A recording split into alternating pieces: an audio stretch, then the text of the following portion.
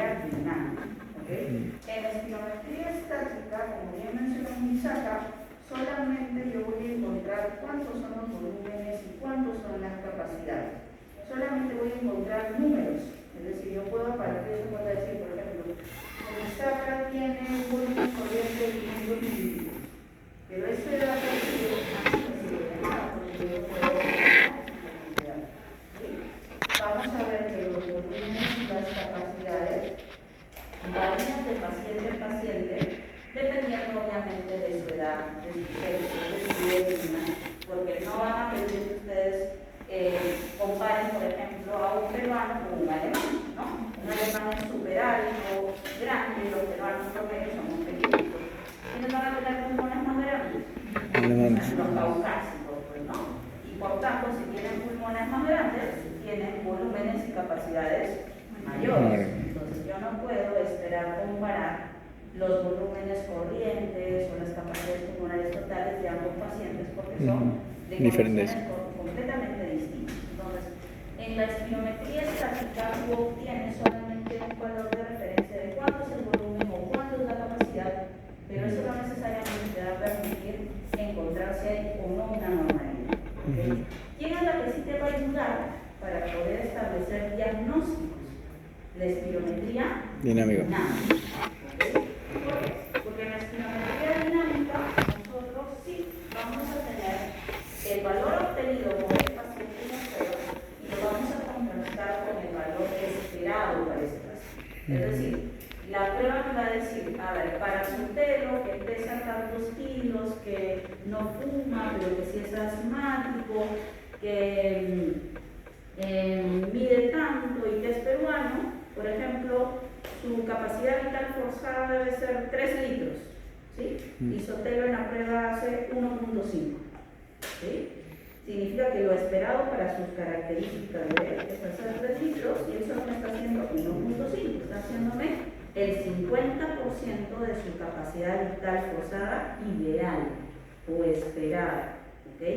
Entonces, ustedes van a ver que cuando se hace una espirometría, el paso inicial para hacer esta prueba es colocar los datos, las características del paciente. Altura, peso. ¿Qué sexo tiene? ¿Cuánto pesa? ¿Cuánto talla? ¿De qué etnia es? ¿Sí? De si tiene algún antecedente, por ejemplo, es asmático, es fumador, algo que pueda repercutir en la capacidad funcional del paciente, porque ya va cambiando las variables a obtener en la prueba. ¿Okay? Entonces, en la espirometría dinámica, yo sí voy a obtener no solamente el valor de mi paciente, sino el valor ideal para él, voy a contrastar. Y de acuerdo a ello, voy a obtener los famosos patrones espirométricos. ¿Okay? No se olviden, yo solo puedo obtener patrones en la espirometría dinámica. ¿Sí? En la estática no. En la estática yo solo tengo una descripción de cómo son los volúmenes y las capacidades. ¿Ok? Entonces ahora ustedes me van a ayudar. Yo aquí les he traído un esquema sobre los volúmenes y capacidades en la espirometría estática. ¿Sí? Ustedes me van a ayudar a mejorar a qué representa cada una de las letras. Empezamos por la A. El volumen corriente. ¿Quiere definir qué sería el volumen corriente? Volumen total. La respiración constante. Es el volumen que Constante. de inspiración y expiración durante una respiración tranquila. ¿Sí? Ese es el concepto de volumen corriente. Ya está. El A entonces es el volumen corriente.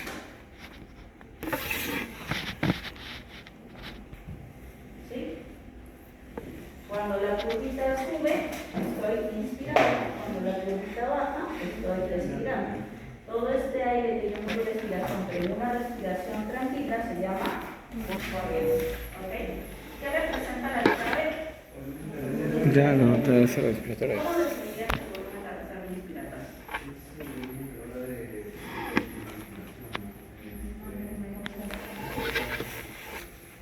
Ok, por ejemplo, tú estás respirando tranquilo y yo te digo, ahora inspira todo lo que puedes. ¿Sí? Tú estás respirando tranquilo y ahora inspira todo ese volumen adicional que agregas en la inspiración forzada se llama volumen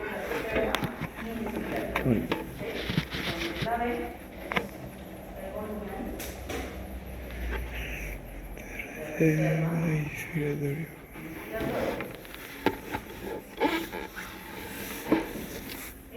Ustedes están viendo que el paciente después de esta respiración tranquila, inspiró, y el volumen de respiración inspiratoria es todo aquello que aumentó sobre la inspiración tranquila, porque la inspiración tranquila es hasta aquí, ¿no? Todo este volumen adicional por arriba es la letra B, que es el volumen de respiración inspiratoria. Por eso es que les digo que entonces todo aquel volumen que adicionó sobre la inspiración tranquila. ¿Ok? ¿Y qué será la letra C? Ok, el volumen de reserva respiratoria. Ahora le pido al paciente que expire forzadamente y todo ese volumen que adiciona sobre la expiración tranquila es el volumen de reserva respiratoria.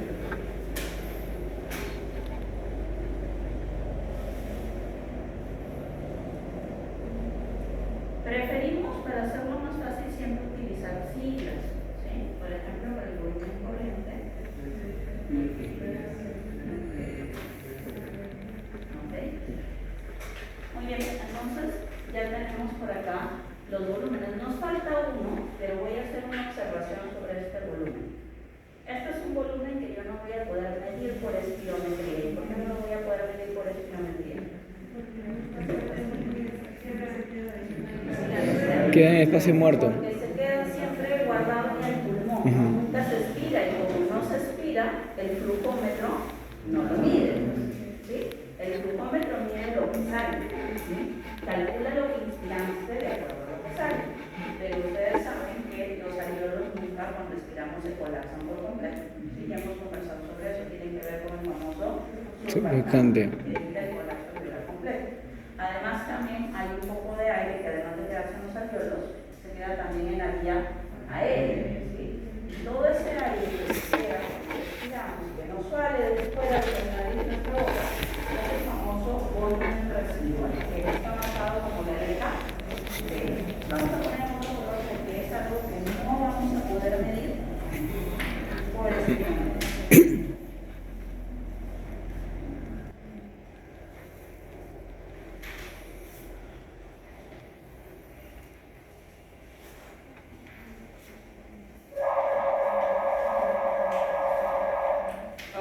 Entonces ahora vamos a hablar de las capacidades pulmonares. Tengo acá yo una letra que está marcada como E. Esa ya es una capacidad. ¿Qué capacidad será? La capacidad inspiratoria. Solo inspiratoria. ¿Sí? Capacidad inspiratoria. ¿Okay? Vamos a poner aquí.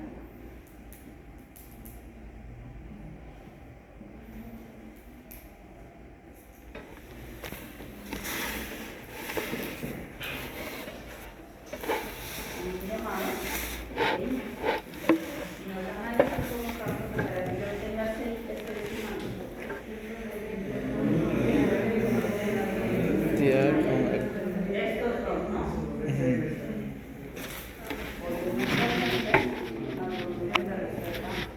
A más de. Sí.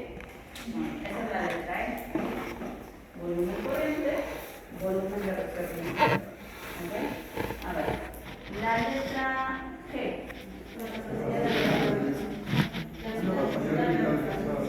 Sí, mitad fuerza. Capacidad vital. Como estamos en espirometría estática, aquí se llama capacidad vital. Cuando estemos en la dinámica ya le vamos a llamar forzadas, ¿sí? Pero aquí le vamos a llamar capacidad vital. ¿Okay? La G es la capacidad vital. ¿Okay? En la capacidad vital estamos sumando.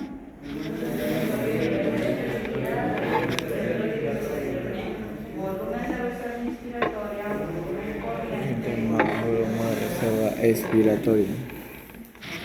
¿Sí?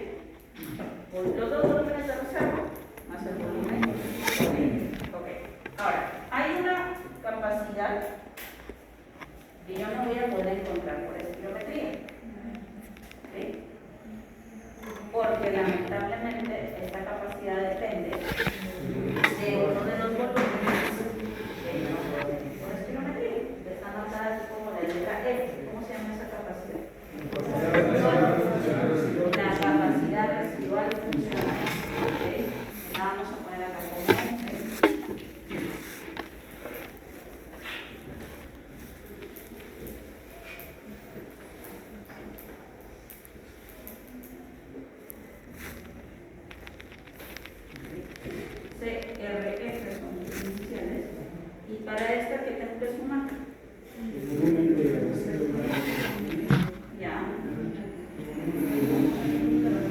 Residual.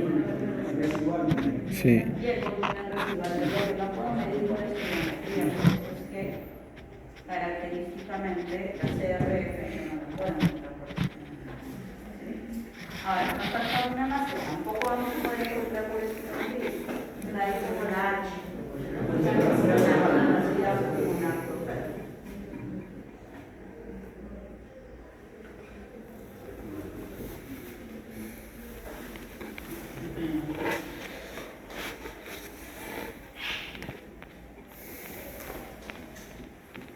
¿Cómo puede hallar la capacidad pulmonar total? Ya, puedo sumar todos los volúmenes, ¿sí? Los 4 volúmenes, es decir, corrientes, reserva y residual, todos los volúmenes. O también puedo empezar a tomar capacidades de los volúmenes, porque por ejemplo, yo puedo sumar la capacidad vital más el volumen residual, o puedo sumar la capacidad inspiratoria más el volumen de reserva funcional, ¿sí? Y puedo llegar a la capacidad pulmonar total. De diferentes formas puedo llegar yo a la capacidad pulmonar total. Y es importante porque en los exámenes siempre les ponen ejercicios, ¿sí? Les dan a ustedes, por ejemplo, cuánto es la capacidad pulmonar total, cuánto es la capacidad residual funcional, y ustedes tienen que ver, por ejemplo, cuánto es la capacidad vital, ¿sí? Entonces, y eso se deduce básicamente de eso, ¿no? De saber hacer gráfico netamente, ¿sí? Porque, por ejemplo, si a mí me dicen, a ver, la capacidad pulmonar total del paciente es 5.000, ¿sí? Y la capacidad residual funcional es 1.500, ¿cuánto es la capacidad vital? Claro. ¿Podemos hallarla? ¿Qué datos necesitaríamos?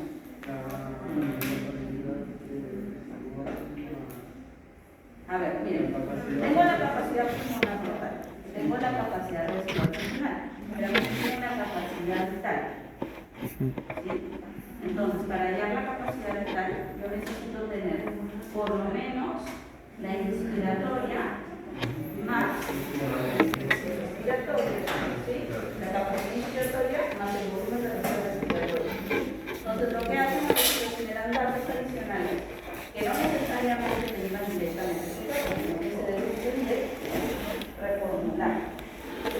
Ahora vamos a una cancha, ya para que más o menos lo entiendan.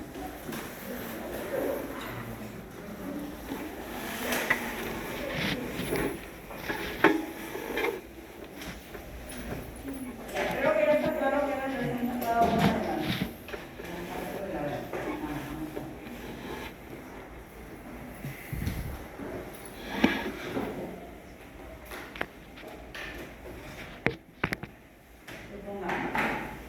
Me dicen, la capacidad pulmonar total del paciente es 5.000. ¿Sí? Pero el paciente tiene una capacidad residual funcional de, ahora vamos a ponerle pi. ¿Ok? Tiene una capacidad inspiratoria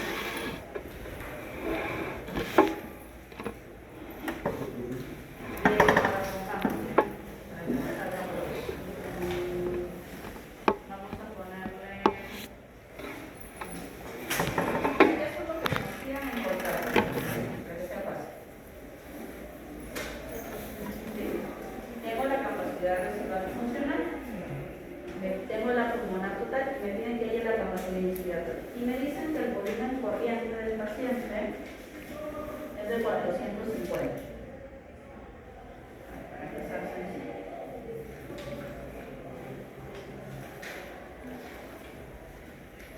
¿No sería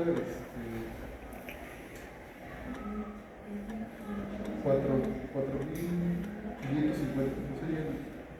Tendríamos que restarlo para saber. A ver, tenemos que 5.000 Claro. es todo esto. ¿Ya? Ajá.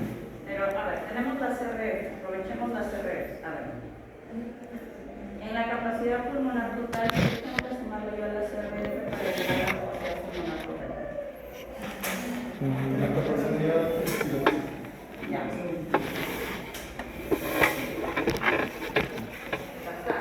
Volumen corriente más el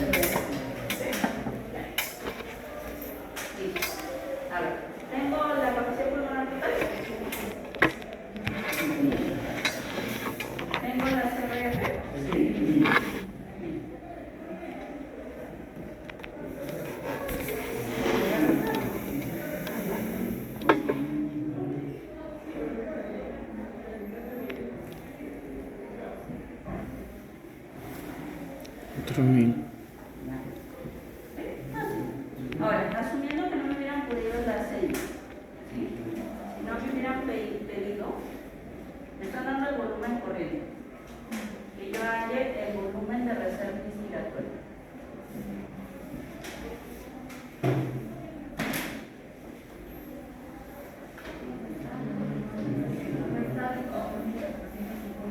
Ya, perfecto. A ver. Tengo la capacidad inspiratoria. Y la capacidad inspiratoria es el volumen de reserva inspiratoria más el volumen corriente. Tengo acá estos 4.000. Tengo que acá el RI es 450. ¿Sí? Resto.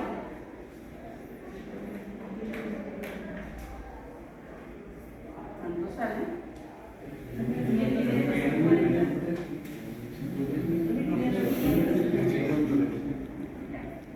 ¿Y por qué les he hecho secuencial? Porque nosotros, yo les he puesto la capacidad inspiratoria y luego recién les he pedido que me den el volumen corriente, porque así lo iban a poder hacer más fácil. Pero podría ser que en la pregunta les dan estos datos y directamente les piden el DRI. La única forma de haber llegado al DRI era primero haber calculado la capacidad inspiratoria. ¿Sí? Es decir, en la pregunta a mí me pueden pedir un dato del cual para yo llegar a ese dato primero tengo que reemplazar una primera fórmula, luego a partir de esa fórmula obtener un dato y luego en una segunda fórmula reemplazar nuevamente.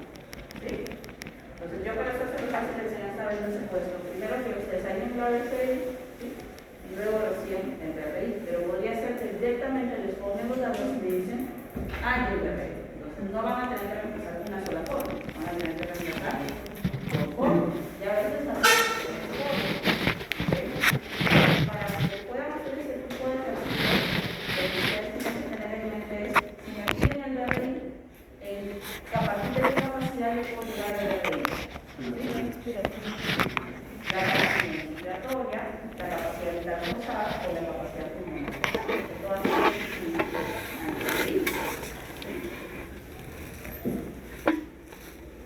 ok, eso en cuanto a la espirometría de tipo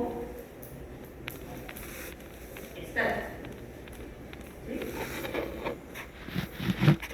Ahí está lo que ustedes han identificado en relación a que representa una de las gráficas. Acá están los conceptos, ¿sí?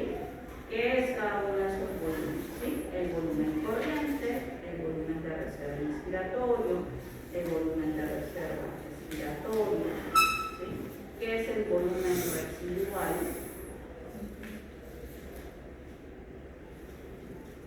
¿Y qué son las capacidades pulmonares? ¿Sí? ¿Cómo se obtiene cada una de estas capacidades pulmonares?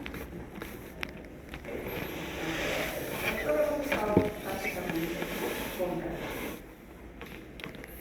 Y ahí vemos nuevamente el gráfico de lo que incluye y cómo, y ahí sobre todo que las capacidades, una capacidad incluida dentro de otra capacidad. Ahora una pregunta, si por espirometría yo no puedo medir todas las capacidades, ¿cuál es la capacidad máxima que puedo medir por espirometría? Una aspiradora.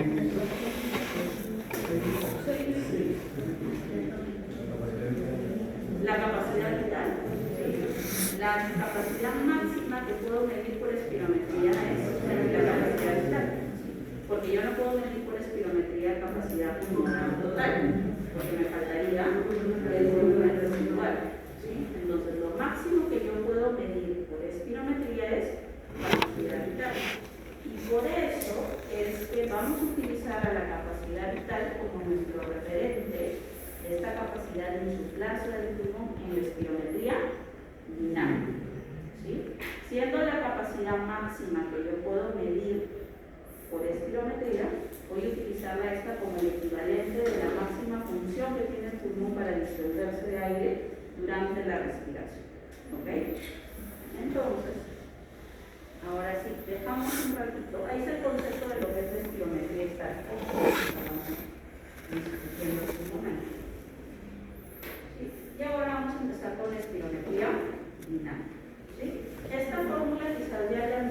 antes, lo que habíamos discutido es la fórmula de la ley de Ohm, que también es uno de sus cálculos que tienen que revisar. ¿Sí? ¿Qué es la ley de Ohm? La ley de Ohm nos dice que el flujo, es la de lo que sea, flujo de agua, flujo de aire, flujo de sangre, en las leyes físicas, el flujo siempre depende de que haya diferencia de presiones y de que no haya resistencia a este flujo. ¿Sí? Entonces, según la fórmula de la ley de Ohm, ¿sí?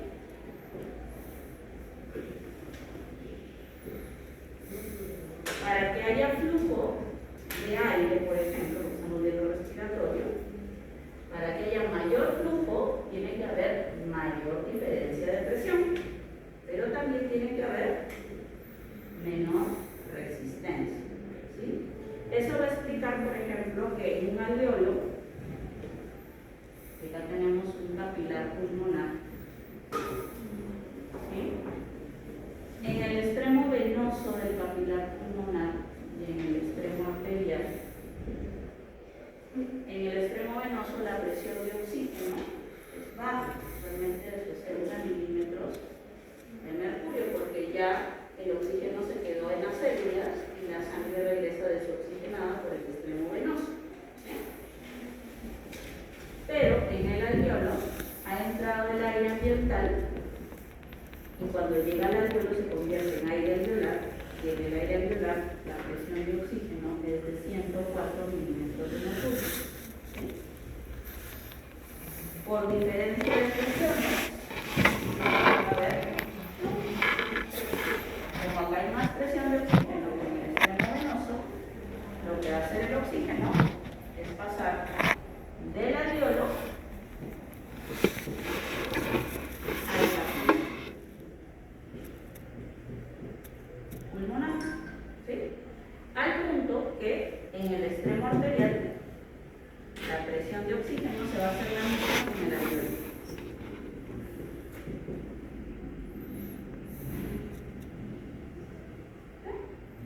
Y lo que vamos a conseguir al final es lo que se llama el gradiente alveolo arterial con relación a 1, ¿sí? Que es el gradiente alveolo arterial normal. ¿Sí?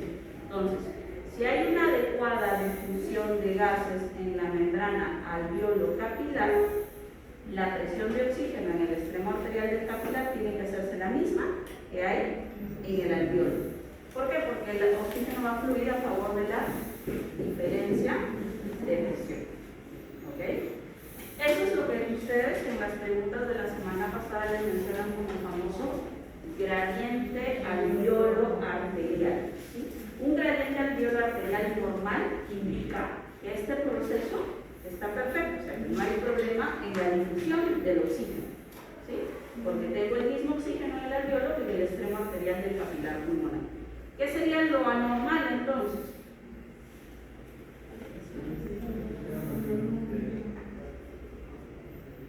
Que por ejemplo acá si hay los 104 y acá se queden en los 60, ¿no? ¿Sí? Porque eso indica que el oxígeno no está pasando, ¿sí? Que el extremo arterial se está quedando con la misma cantidad de oxígeno que había en el extremo venoso. Y aquí el gradiente ya no es 1, ¿sí? Y no es mayor a 1, ¿sí? Porque yo tengo mucho más oxígeno en el alveolo que en el extremo arterial del capilar. Eso se llama gradiente alveolo arterial elevado, ¿ok? Siempre que ustedes les mencionen gradiente alveolo arterial elevado, lo primero de su cabecita debe pensar, ahí hay un problema en la difusión del oxígeno. ¿Sí? Si es que el gradiente alveolo arterial de oxígeno está elevado, es decir, hay oxígeno en el alveolo, pero no está pasando el extremo arterial del capilar pulmonar, es porque hay un problema en la difusión de gases. ¿Sí? Entonces, gradiente alveolo arterial normal no es problema de difusión. El problema es en otra parte. ¿Sí? Puede ser en los músculos de la respiración, puede ser en el centro respiratorio, pero el problema no es en el pulmón, no es en el intercambio gaseoso. ¿Sí? Pero si me dicen gradiente alveolo arterial elevado, entonces yo digo, eso sí es un problema en el intercambio, eso es un problema en la difusión. ¿Sí? Entonces ese concepto tienen que tenerlo bien grabado, porque una pregunta que siempre se incluye en relación a las alteraciones pulmonares es el dato del gradiente alveolo arterial. ¿Ok? Entonces, en cuanto a la diferencia de presión, y ahora hablemos un poquito de la resistencia. ¿Dónde se puede establecer la resistencia? El primer punto de la resistencia va a estar en la vía aérea, ¿sí? Donde ¿quiénes son nuestro centro de resistencia, básicamente? ¿Qué parte de la vía aérea es la que nos puede dar problemas de resistencia? Porque la vía aérea empieza en la nariz y llega hasta antes de los alveolos.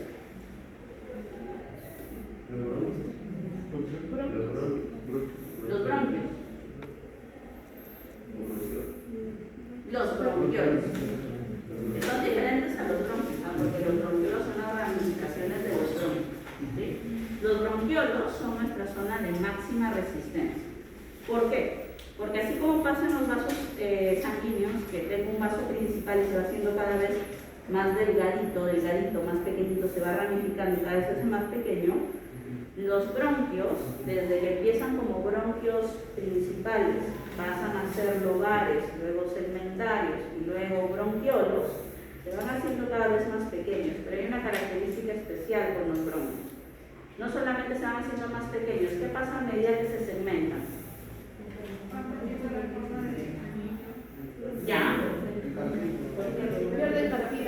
Pierden cartílago y en su lugar ¿qué ganan?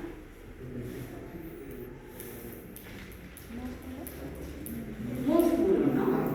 Pero no cualquier músculo, músculo liso, es muy importante, ¿ok? O sea, a medida que los bronquios se van ramificando y se hacen no solamente más pequeños porque se van a hacer de menos tamaño, de menos luz, ¿sí? También se hacen más conformados por músculo liso. Y si tienen más músculo liso, tienen más tendencia que si tiene un estímulo que produce contracción del músculo liso, el bronquio cierra, ¿no? Por eso es que los bronquiolos son nuestra zona de máxima resistencia, más que los bronquios, porque los bronquios tienen más cartílago y menos músculo liso, y son también más grandes, ¿ok? Entonces nuestra zona de máxima resistencia en la vía es el bronquiolo, ¿sí? Ahora, nuestro otro punto de resistencia debe estar acá, en la famosa membrana alveolo-capilar, ¿sí? La membrana alveolo-capilar está formada por la pared del alveolo y la pared del capilar. Entre los dos hay un área que se llama el intersticio pulmonar, ¿sí? Porque ustedes saben que los pulmones tienen una parte que fuera de los alveolos está formada por tejido colágeno, que es elástico, ¿no? Porque eso es lo que le permite al pulmón distenderse y llenarse de aire, ¿no? Las fibras colágenas y las fibras de elastina, ¿ok? Esa parte que rodea los alveolos se llama intersticio. Entonces, entre la pared del alveolo y la pared del capilar hay ese tejido colágeno, ¿sí? Con elastina. Si este tejido es reemplazado por tejido cicatrizante, por ejemplo por fibrina, obviamente ya no va a ser tan fácil para los gases hacer difusión, ¿sí? Si yo tengo aquí un tejido anormal que de pronto hace que esta distancia sea más y más gruesa, de por sí va a haber resistencia al flujo del aire, de los gases, ¿ok? Este engrosamiento de la membrana en la parte intersticial se puede dar por depósito de tejido cicatrizante, como pasa en la fibrosis pulmonar, o se puede dar también por depósito de agua, ¿sí? Si aquí aparece agua, aparece pus, aparece reacción inflamatoria que hace que este grosor incremente, también se compromete la difusión de gases, ¿sí? Por ejemplo, eso pasa en la insuficiencia cardíaca, ¿sí? En una insuficiencia cardíaca, cuando el corazón ya no puede avanzar la sangre se estanca, ¿sí? Sobre todo cuando la insuficiencia cardíaca es izquierda, ¿dónde se va a estancar la sangre? Si el ventrículo izquierdo no puede empujar la sangre, ¿a dónde se acumula? En la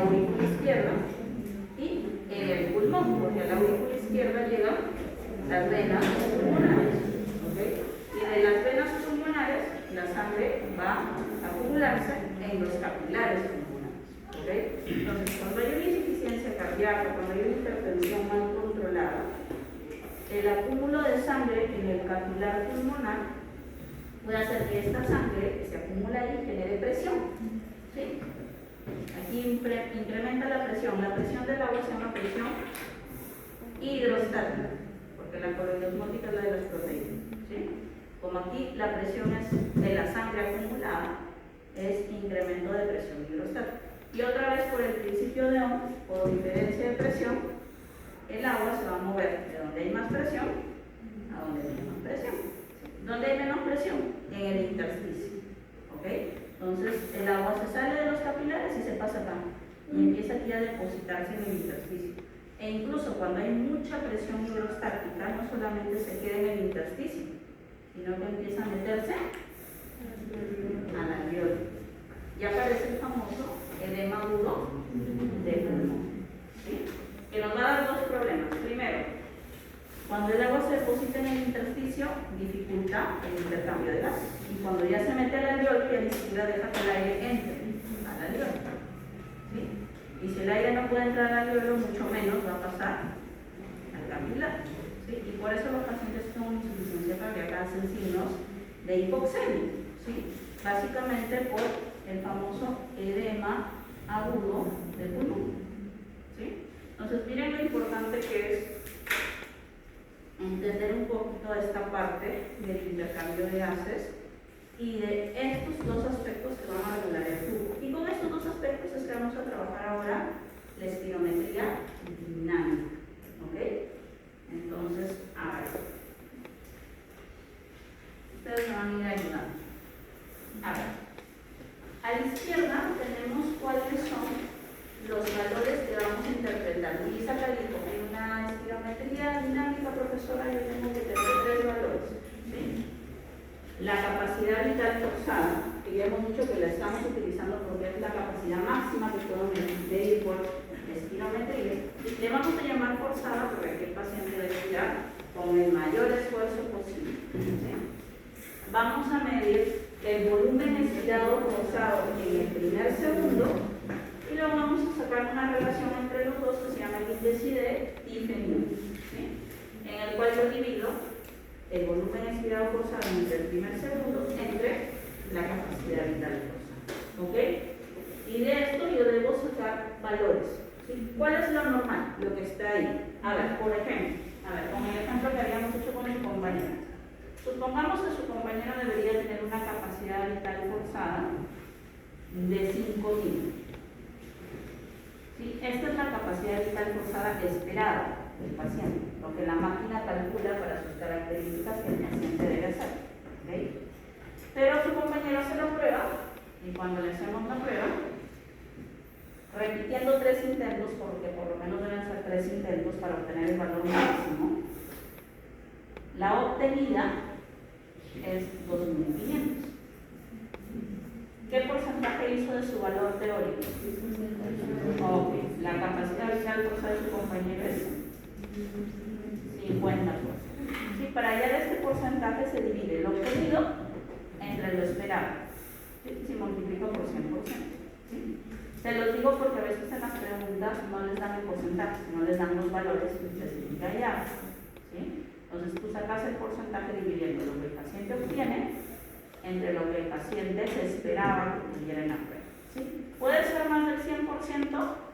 Sí puede ser más del 100%, por si acaso. ¿Sí? Puede ser normal llegar hasta 120%. ¿Sí? En la prueba. ¿Ok? Entonces, por ejemplo, esta capacidad vital forzada de 50%, según lo que nos han puesto ahí, ¿sería normal? No, porque nos dicen que lo normal es que por lo menos hagamos 80% a más de nuestro valor teórico. ¿Sí? Si estamos sanos, nuestra capacidad vital forzada debería ser 80% a más del valor teórico. ¿Okay? Entonces, esta es una capacidad vital forzada baja. ¿Sí? Ahora, lo mismo con el volumen expiratorio forzado en el primer segundo. A ver, en la prueba, el paciente expira. ¿Okay? Y expira con esfuerzo. Si la prueba está bien hecha, la mayor cantidad de aire que uno expira debe salir en el primer segundo. Es decir, supongamos que este paciente va a estirar, como estamos viendo aquí, 4 litros, ¿sí? Va a estirar 4 litros. De esos 4 litros, usualmente el paciente 3 litros solamente los expulsa en el primer segundo, ¿sí? Entonces, si yo les pido a ustedes que hagan la prueba, ustedes van a inspirar un volumen, ¿sí? Pero la mayor parte de ese volumen sale al inicio, ¿sí? Incluso si no sale al inicio, si yo veo en varias oportunidades que no sale al inicio, tengo que tomarme el tiempo y volverle a explicar al paciente cómo se debe hacer la prueba, porque si no podría salir mal hecha, y crearle un patrón. Ya vamos a ver qué patrón podría pasar si el paciente hace mal la prueba. Entonces, por eso es explicar al paciente: a ver, señor, cuando usted va a soplar al flujómetro, va a inspirar todo lo que pueda y luego va a expirar, pero expire con fuerza desde el inicio, ¿sí? Con la mayor fuerza desde el inicio. ¿Por qué? Porque queremos que la mayor cantidad de aire salga en el primer segundo. ¿Ok? Muy bien, entonces supongamos que el paciente debía expirar en el primer segundo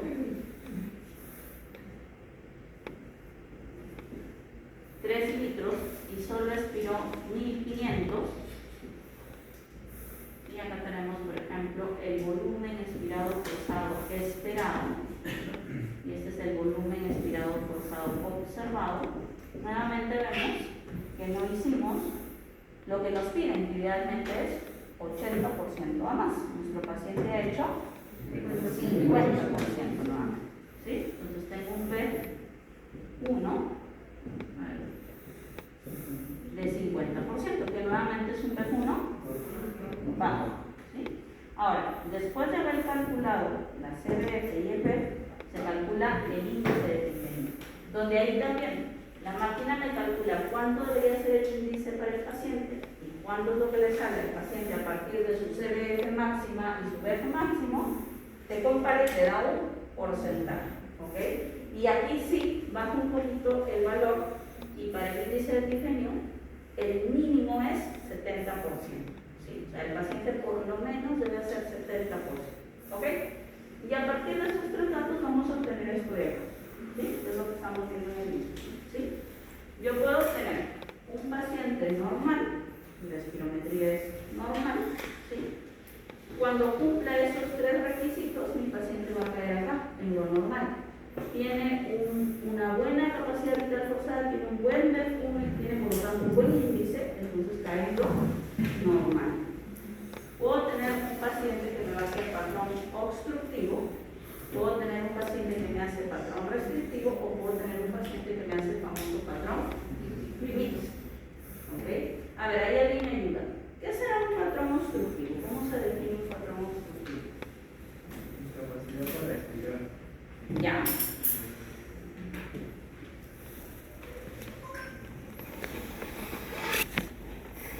Por lo tanto, si la capacidad es para respirar, ¿cuál de estas variables tendría que modificarse? La capacidad vital forzada y el índice de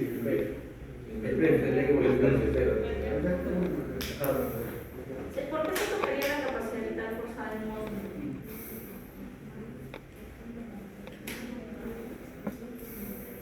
¿Cuál es la característica de nosotros? Su compañero dice que es dificultad para respirar.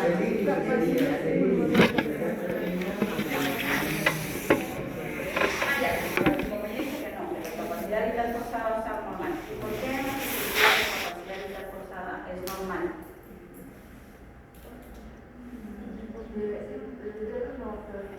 Va a recibir, va a tener la capacidad de tener ahí, pero no va a ser seguir entonces el problema no está en los alveolos. ¿Dónde está el problema? En la resistencia de quién?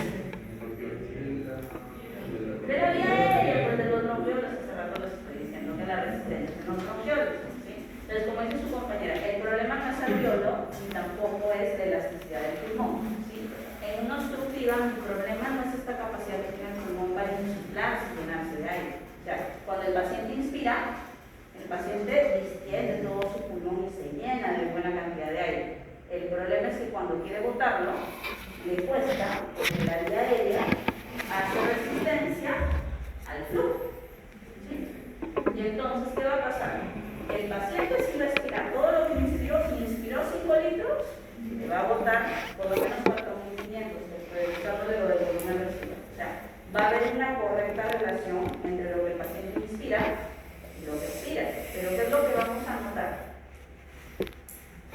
Que el B1, o sea, la calidad de aire que va a salir en el primer segundo, va a estar disminuida, porque el paciente va a expirar, pero lo va a hacer más bien. Es decir, si a una persona sana yo le pido que expire, quizás esta expiración cuesta 3 segundos y el paciente expire en esos 3 segundos los 4,5 litros, ¿ok? Pero en una persona con obstrucción del bronquio, yo le pido que expire, me va a expirar los 4,500, pero no se va a tomar 3 segundos, quizás se va a tomar 8, ¿sí? Y por lo cual, si se toma más tiempo, también expira menos volumen por cada unidad de tiempo. Por lo tanto, el volumen expirado en el primer segundo siempre va a ser. ¿Okay? Entonces, grábense en su cabecita. Patrón obstructivo, el problema no es el pulmón, no es la capacidad de elasticidad del pulmón, no son los alveolos, el problema es el bronquiolo, ¿sí? Es la vía aérea, ¿ok? Diferente al patrón restrictivo. ¿Qué pasa en el patrón restrictivo? Hay una producción de la, o sea, hay una disminución del volumen pulmonar. Ya. ¿Por qué podría ser esta disminución del volumen pulmonar? A ver, causas. Mencionemos. Ya, aquí sí nuestro problema va a ser la capacidad de llenarse de aire del pulmón, ¿ya? Pero ¿qué podría limitar la capacidad del pulmón para llenarse de aire? Puede ser para entonces Ya, buena observación. Su compañera dice, podría ser algo en el pulmón, o sea, algo pulmonar en el parénquima, como lo que pone, por ejemplo, su compañera, dice, la fibrosis pulmonar. Pero también podría ser algo fuera del pulmón, como por ejemplo, ¿qué cosa? Neumotórax. Un neumotórax, por ejemplo. ¿Qué más? Hemotórax. ¿Qué más? Enfermedades neuromusculares que hagan que los músculos de la ventilación no ayuden a inspirar. Ascitis no, derrame pleural sí. Ascitis es líquido en el abdomen, ¿no? Líquido en el tórax. ¿Sí? Entonces aquí básicamente cuando dice restrictivo es que restringe al pulmón para insuflarse. ¿Sí? Puede ser algo dentro del mismo pulmón o puede ser algo fuera del pulmón, pero nuestro problema es que tenemos un pulmón y ustedes lo van a ver que lo representan como si el pulmón estuviera envuelto con una correa, ¿no? Y no le deja insuflarse, ¿sí? No se deja distender porque hay algo que le limita esta capacidad de insuflarse. Entonces aquí sí, nuestra variable que se va a modificar más va a ser la capacidad vital forzada, ¿sí? La capacidad vital forzada. Porque aquí, por más que el paciente quiera, no va a llegar a la capacidad máxima de insuflado que necesitamos, ¿no? Y si no insufla, tampoco expira, ¿sí? Entonces, si tengo un paciente que no puede inspirar, los volúmenes expirados también se reducen. Y como la capacidad vital es la suma de lo inspirado más lo expirado, lo que voy a tener es una capacidad vital baja, ¿ok? Entonces, miren, ya vayan asociando un poquito.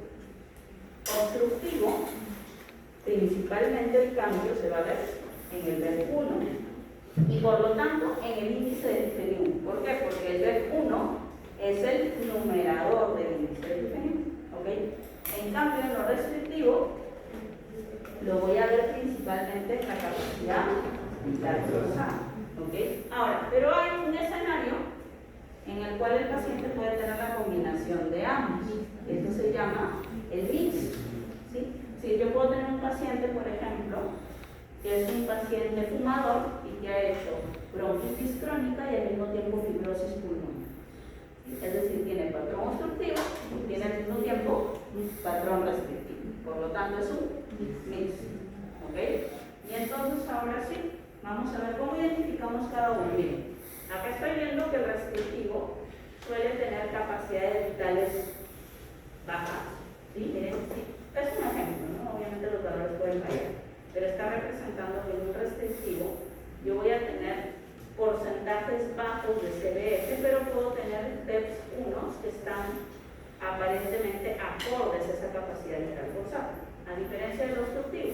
En el obstructivo yo voy a tener capacidades vitales forzadas normales, pero lo que me va a llamar la atención es que el BEP1 baja. Y en el mixto, todo va a estar disminuido. ¿Ok? Entonces, y estos son los que se llaman los famosos patrones espirométricos. ¿Sí? Si yo encuentro todo disminuido, no se olviden, si todo está disminuido, los tres parámetros, eso es un patrón mixto. ¿Sí? Si todo está disminuido es mixto. ¿Sí? Si yo tengo una capacidad vital forzada normal y lo que tengo disminuido es el D1 y el índice, ese es un patrón obstructivo, porque conserva su capacidad vital forzada normal. Y si yo tengo una capacidad vital forzada disminuida con una disminución del D1 proporcional que hace que el índice diferido sea normal, ese es un patrón restrictivo. ¿Sí? ¿Por qué en el restrictivo el índice de diferido es normal? Ya, porque como tengo un pulmón que no insufla, también es un pulmón que expira menos. Entonces, hay una disminución proporcional entre la disminución del volumen expirado y la capacidad vital. ¿Sí? Es decir, si esto está en 80, lo más probable es que esto esté en 80. Si esto está en 50, esto está en 50. Van a la par. Cuando hay una enfermedad restrictiva, van a la par. Incluso cuando la enfermedad restrictiva está empezando, puede darte valores todavía normales de B1 y capacidad vital forzada. Pero el que tú veas que los dos van disminuyendo en paralelo ya te hace sospechar de que esto es una enfermedad restrictiva. ¿Sí? Entonces, la característica es que los dos disminuyen proporcionalmente y como si yo reduzco numerador y denominador de forma proporcional, el índice no va a cambiar. ¿Sí? Es decir, si yo tengo acá B1, CBF es igual que yo tenga un 2 sobre 2 a que yo tenga un 1 sobre 1. ¿Sí? O sea, ha disminuido la mitad los dos y el índice siendo el mismo. ¿Sí? Porque al final es un índice. ¿Ok? Entonces, en el restrictivo, no se olviden, lo que te manda y te dice esto es restrictivo, es que el índice del difenio es normal.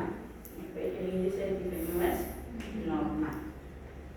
Ok, entonces vamos a hacer un ejercicio.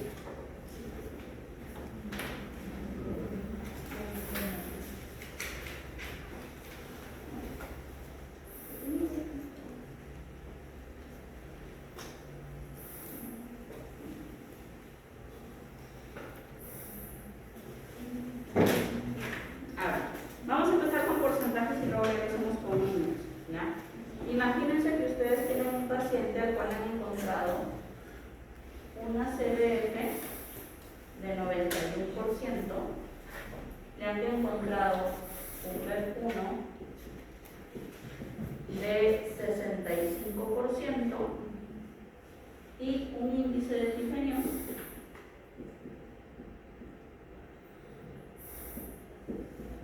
de aproximadamente 68%. ¿Qué patrón se dice? Obstructivo. Ya. Es un patrón obstructivo. ¿Ok? En este caso les estoy dando los porcentajes, pero nos podrían haber dado el valor obtenido, el valor esperado, ustedes saquen los porcentajes y luego encuentren el patrón. ¿Sí? Pero no es nada difícil, es nada. ¿No? A ver, ¿y qué hubiera pasado si en este mismo paciente el índice de difenio y hubiera salido 88%?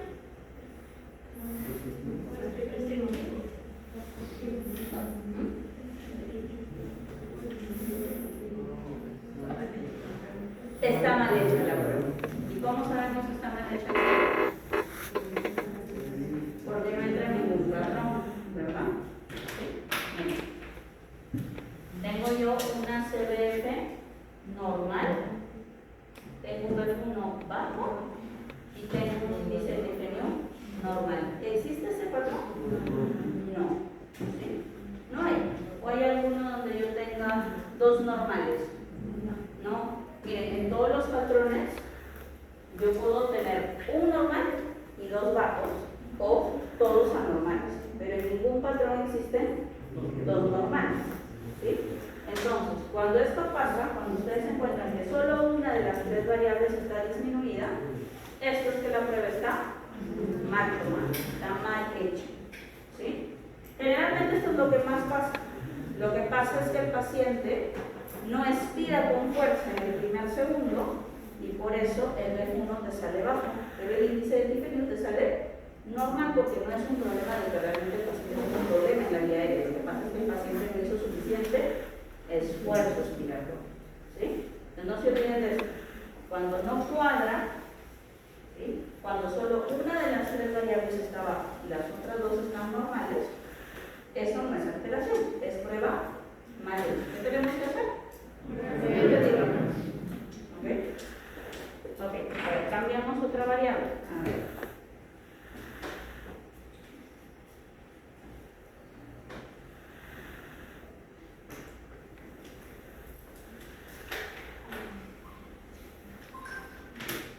¿Sí? Ahora yo tengo una CBF, por ejemplo, de 63% y tengo un índice de desempeño de 82%.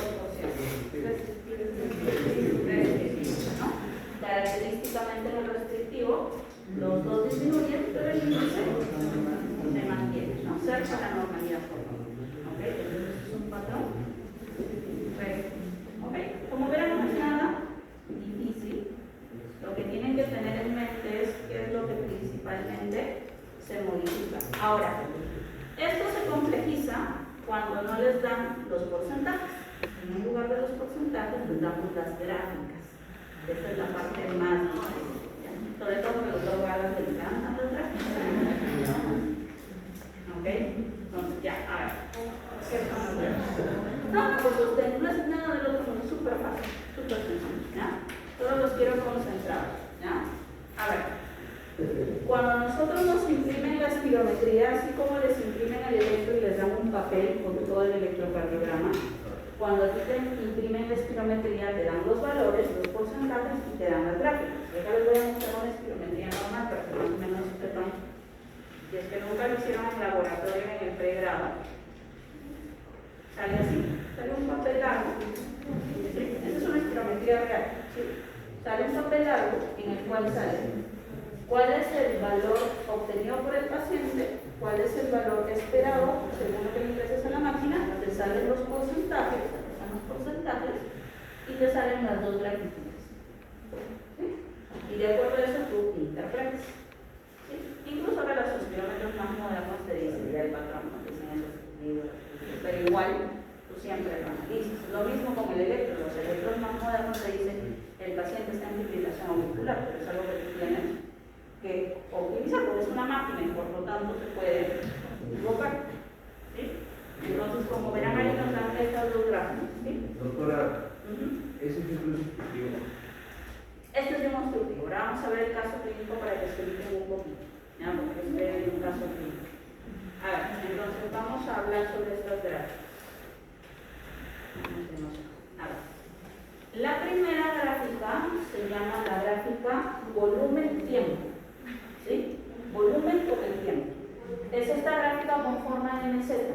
Aquí lo que vamos a representar es cuánto volumen el paciente expira al flujómetro por cada unidad de tiempo. Por ejemplo, en este caso, la expiración del paciente duró 6 segundos. ¿Sí? El volumen máximo que el paciente expiró, que es la capacidad vital forzada, no lo han graficado, pero asumamos, por ejemplo, son 5 litros. ¿Sí? La altura de este gráfico es la capacidad vital forzada, ¿sí? Que se logra al último segundo, obviamente, ¿no? Porque eso determina el respiratorio, ¿sí? Y a mí lo que me interesa es ver cuánto el paciente expira en el primer segundo, porque habíamos dicho que de todo este volumen, la mayor parte tiene que salir en el primer segundo. Por ejemplo, que si son 5 litros, 4 litros hayan salido solo en el primer segundo, ¿ok? De esa forma, si un paciente no tiene problema en la vía aérea, no tiene problema en el pulmón, debe tener una gráfica alta porque tiene una buena capacidad vital forzada, pero esta gráfica debe tener forma de meseta. donde la diferencia entre la altura del primero y el final debe ser chiquitita. ¿Sí?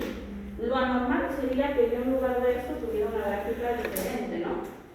Una gráfica, por ejemplo, donde si esto es lo normal, yo tuviera una gráfica en la cual esto va así. ¿Sí? ¿Qué representa esto? Que sí he alcanzado la capacidad vital forzada, la alcancé, pero que no alcancé. ¿Qué varió?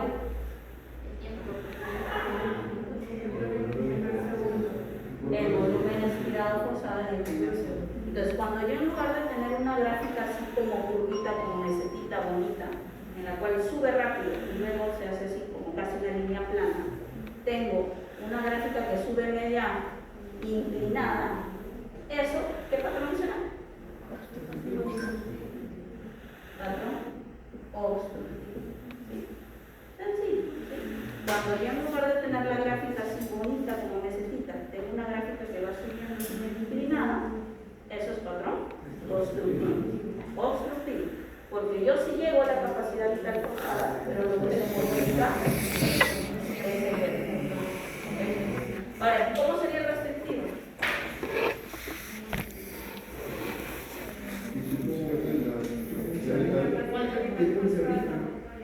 Ah, ya, perfecto.